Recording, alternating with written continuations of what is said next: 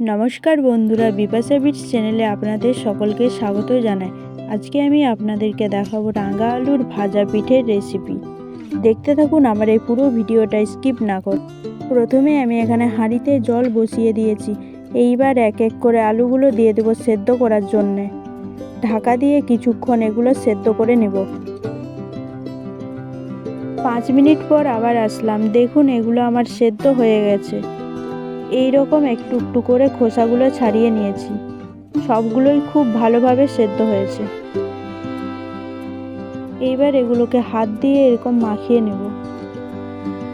এরপর অল্প অল্প গুঁড়ি দিয়ে এই রাঙা আলুগুলোর সঙ্গে মাখিয়ে নেব।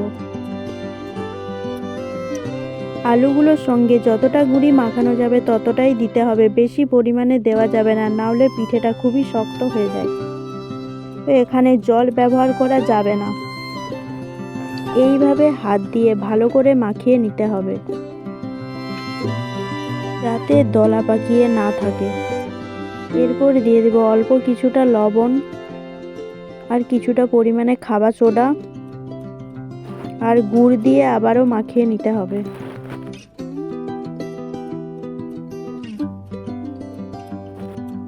আপনারা আপনাদের পরিমাণ মতন মিষ্টিটা দেওয়ার চেষ্টা করবেন।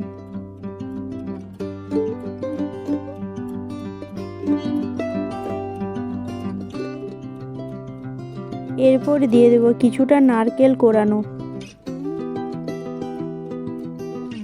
সবগুলো আবারও একটু মাখিয়ে নিয়েছি। এরপর দিয়ে দেব কড়াইতে তেল গরম হওয়ার জন্য। ততক্ষণে আপনারা আমার এই চ্যানেলটিকে সাবস্ক্রাইব করে দিন। দেখুন আমার মাখানোটা এইরকম হয়েছে। এইবার হাতে কিছুটা তেল নিয়ে এইরকম গোল গোল করে নিতে হবে।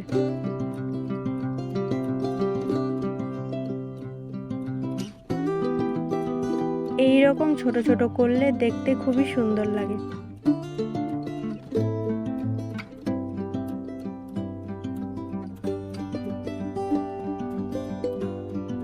তেল গরম হয়ে গেছে। এইবার এগুলোকে ভাজার জন্য কড়াইতে ছেড়ে দেব।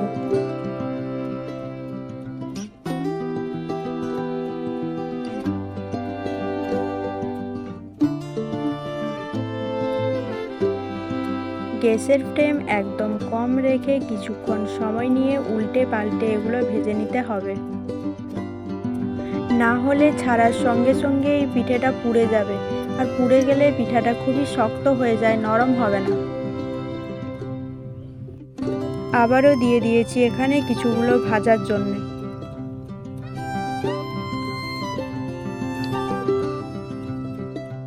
আমার এই মিষ্টি আলুর রেসিপিটা ভালো লাগলে কমেন্ট করে জানাবেন, আর আমার এই ভিডিওটাতে লাইক করে দেবেন।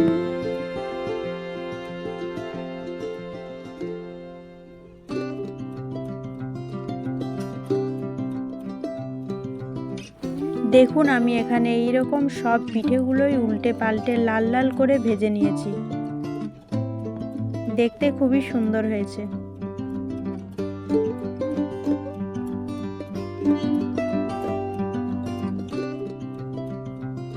দেখুন পিঠেটা কি সুন্দর নরম হয়েছে। ধন্যবাদ। সবাই ভালো থাকবেন, সুস্থ থাকবেন। আবারও আসবো নতুন কোনো একটা রেসিপি নিয়ে।